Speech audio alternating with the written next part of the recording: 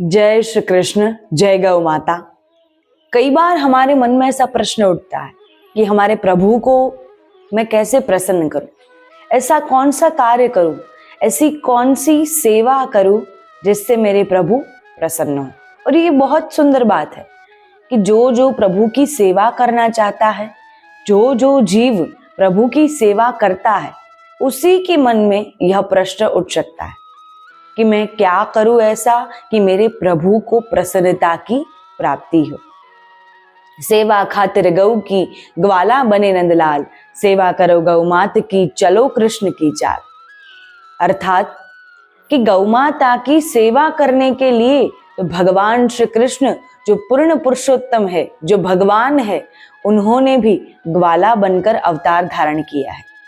वो भी ग्वाला बनकर आए और गौ माता की सेवा की, और गौ माता की सेवा करते करते समस्त विश्व को ऐसा संदेश दिया है कि गौ माता की सेवा में ही परम आनंद और परम सुख की प्राप्ति होती है।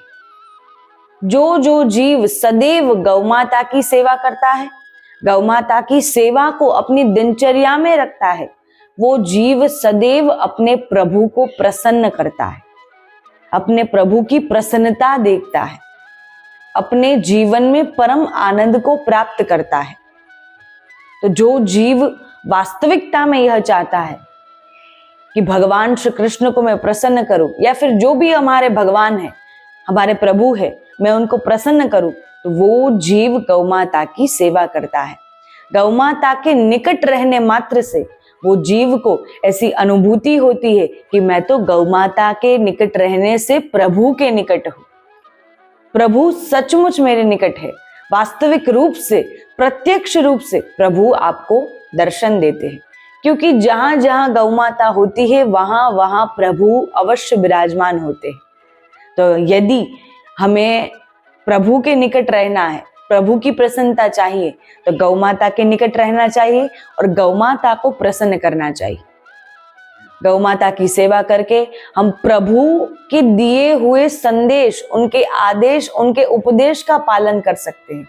उन्होंने अपने संपूर्ण जीवन में गौचारण किया, गौदोहन किया, गौ माता की सेवा की, और हमें यह उपदेश दिया है कि वास्तविक आनंद, परम आनंद की प्राप्ति गौ माता की सेवा से होती है, जो भगवान श्री कृष्ण ने पाया था।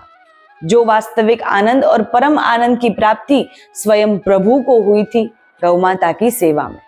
तो इसी प्रकार गौ माता की सेवा करते रहिए, गौ माता की सेवा के लिए अन्य भक्तों को भी प्रेरित करते रहिए, गौ माता का सत्संग श्रवण करते रहिए और गौ माता का सत्संग श्रवण कराते रहिए। इससे मनुष्य को अनेक गुना पुण्यों की प्राप्ति होती है।